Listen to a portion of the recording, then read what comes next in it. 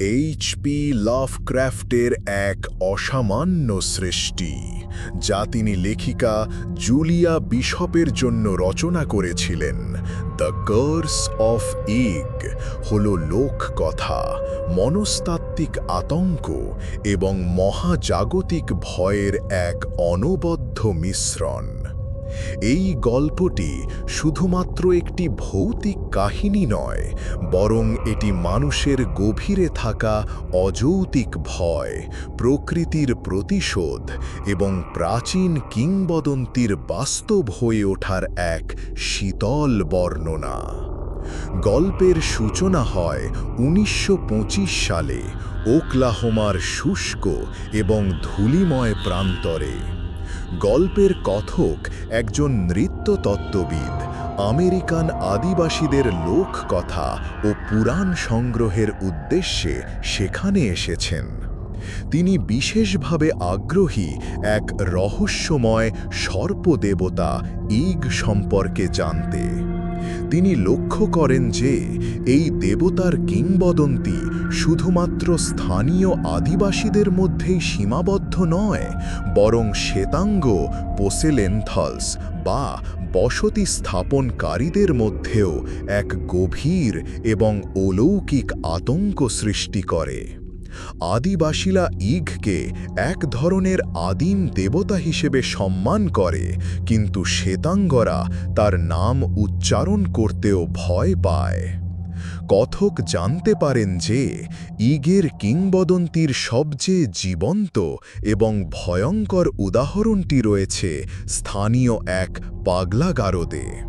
তাকে বলা হয় সেই আশ্রমে এমন এক জীবকে রাখা হয়েছে যার অবস্থা এতটাই করুণ এবং অবর্ণনীয় যে তাকে দেখলে মানুষের মন আতঙ্কে জমে যায়।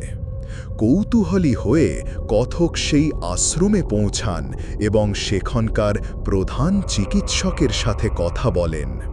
চিকিৎসক, যিনি নিজেও স্থানীয় লোককথার একজন গভীর অনুরাগী, তিনি কথককে সেই কিংবদন্তির পেছনের সম্পূর্ণ এবং মর্মান্তিক কাহিনীটি শোনাতে রাজি হন। এরপর যা বর্ণিত হয় তা সেই চিকিৎসকের জবানিতে শোনা এক বিভীষিকাময় অতীতের উপাখ্যান। কাহিনীটি আমাদের নিয়ে যায় ১৮৮৯ সালে, যখন ওকলাহোমার ভূমি সদ্য বসতি স্থাপনের জন্য উন্মুক্ত করা হয়েছে। ওয়াকার ডেভিস এবং তার স্ত্রী অড্রে ডেভিস, এক তরুণ অগ্রগামী দম্পতি, নতুন জীবনের আশায় এই উর্বর কিন্তু বন্য প্রান্তরে এসে পৌঁছান। ওয়াকার ছিল একজন শক্তিশালী এবং পরিশ্রমী মানুষ, কিন্তু তার একটি বড় দুর্বলতা ছিল সাপের প্রতি এক অসাধারণ এবং অলৌকিক ভয়, যাকে বলা হয় ওফিডিওফোবিয়া। সাপের সামান্যতম উপস্থিতিও তাকে আতঙ্কে পাগল করে তুলত। অন্যদিকে অড্রে ছিল একজন সাহসী এবং বুদ্ধিমতী নারী, যে তার স্বামীর এই ভয়ের কারণে প্রায়শই বিরক্ত হতো এবং এই নতুন জীবনের একাকিত্বে ভুগছিল। তাদের নতুন বসতির আশেপাশে ছিল পাউনি এবং উইচিটা আদিবাসীদের বাস। তাদের কাছ থেকেই ওয়াকার এবং অড্রে প্রথম ইগের কিংবদন্তি সম্পর্কে জানতে পারে। ইগ সর্পদের পিতা, কোনো শয়তান বা অশুভ দেবতা নয়।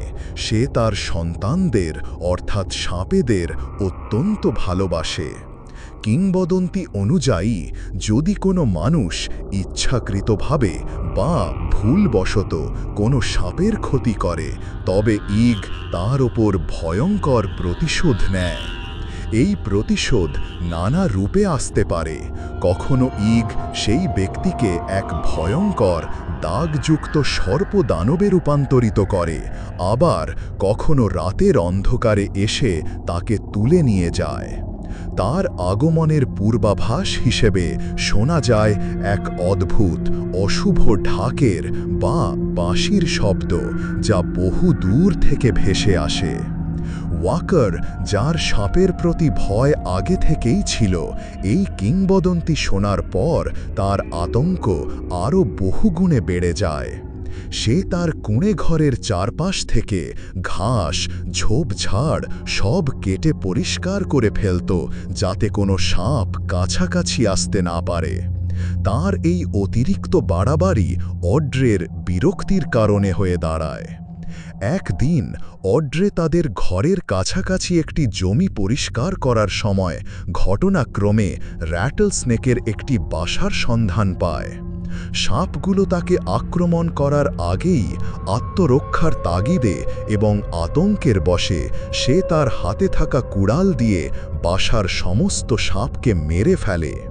এই কাজটি করার পর তার মনে এক গভীর ভয় প্রবেশ করে।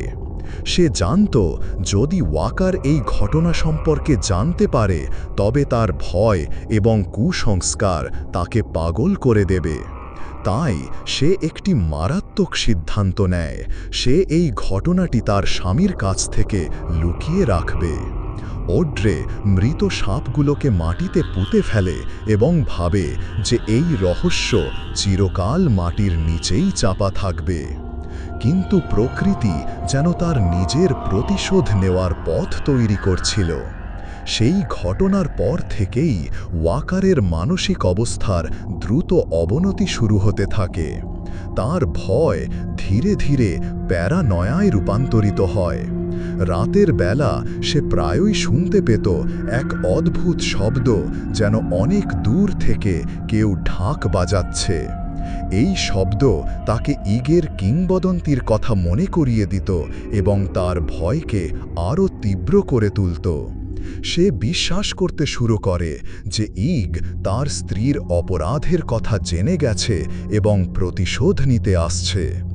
নিজেকে এবং অড্রেকে রক্ষা করার জন্য সে প্রতি রাতে তার কুঁড়ে ঘরের দরজার সামনে ধোঁয়াযুক্ত আগুনের বেড়া বা স্মাজ ফায়ার তৈরি করত, কারণ সে বিশ্বাস করত যে এই কটু ধোঁয়া ইগকে দূরে রাখবে।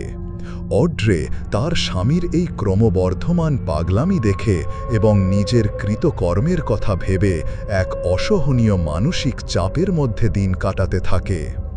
অবশেষে সেই ভয়ঙ্কর রাতটি আসে। সেদিন সন্ধ্যায় আকাশ কালো মেঘে ঢেকে যায় এবং এক প্রচণ্ড বজ্র বিদ্যুৎসহ ঝড় শুরু হয়। ঝড়ের তাণ্ডবের সাথে সাথে ওয়াকারের আতঙ্ক চরমে পৌঁছায়। সে এবং অড্রে তাদের অন্ধকার কুঁড়ে ঘরের ভেতরে ভয়ে জড়সড় হয়ে বসেছিল। হঠাৎ দরজার নিচ দিয়ে কিছু একটা হিস হিস করে ভেতরে প্রবেশ করার শব্দ হয়। অন্ধকারে তারা স্পষ্ট দেখতে পায় না, কিন্তু তারা অনুভব করে যে একটি লম্বা, পিচ্ছিল এবং বিকৃত দেহ তাদের দিকে এগিয়ে আসছে। ওয়াকার তার মানসিক নিয়ন্ত্রণ হারিয়ে ফেলে। সে নিশ্চিত হয়ে যায় যে এটি স্বয়ং ইগ, যে অড্রেকে তার অপরাধের শাস্তি দিতে আসছে। অড্রেকে রক্ষা করার এক উন্মত্ত ভাবনায় সে ঘরের কোণায় রাখা কুড়ালটি তুলে নেয়। অন্ধকারে এগিয়ে আসা সেই ছায়ামূর্তিকে সে ইগের সর্পদানব ভেবে তার ওপর ঝাঁপিয়ে পড়ে এবং উন্মত্তের মতো আঘাতের পর আঘাত করতে থাকে। তার লক্ষ্য ছিল ইগের অভিশাপ অড্রের ওপর পড়ার আগেই সেই দানবকে শেষ করে ফেলা। কিছুক্ষণ পর যখন তার উন্মাদনা কিছুটা শান্ত হয়, সে একটি লণ্ঠন জ্বালিয়ে তার কীর্তি দেখতে এগিয়ে যায়। কিন্তু যা দেখে তাতে তার পায়ের তলার মাটি সরে যায়। ঘরের মেঝেতে রক্তাক্ত ছিন্ন ভিন্ন অবস্থায় যে দেহটি পড়েছিল তা কোনো সর্পদানবের নয়, সেটি ছিল তার স্ত্রী অড্রের। ঝড়ের রাতে অড্রে হয়তো আশ্রয়ের জন্য তার স্বামীর দিকেই এগিয়ে আসছিল, কিন্তু ওয়াকার তার ভয় এবং কুসংস্কারের বশে নিজের হাতেই তার স্ত্রীকে টুকরো টুকরো করে ফেলেছে। এই ভয়ঙ্কর সত্যের মুখোমুখি হয়ে ওয়াকারের মন পুরোপুরি ভেঙে চুরমার হয়ে যায়। পরদিন সকালে প্রতিবেশীরা যখন তাদের দেখতে আসে, তারা এক বীভৎস দৃশ্য দেখতে পায়। ওয়াকার ঘরের এক কোণায় বসে রক্তমাখা অবস্থায় বিড় করে প্রলাপ বকছে এবং তার সামনে পড়ে আছে অড্রের ক্ষতবিক্ষত দেহ। গল্পটি এখানেই শেষ হতে পারত, কিন্তু লাভক্রাফটের কাহিনীর আসল আতঙ্ক এখানেই শুরু হয়। পাগলাগারদের চিকিৎসক কথককে জানান যে প্রতিবেশীরা সেদিন আরও একটি অদ্ভুত এবং ভয়ঙ্কর জিনিস লক্ষ্য করেছিল। ওয়াকার যখন মানসিক আঘাতে সম্পূর্ণ ভেঙে পড়েছে, তখন তার শরীরে একটি শারীরিক পরিবর্তন শুরু হয়। তার চামড়া ধীরে ধীরে খসখসে এবং আঁশযুক্ত হতে থাকে।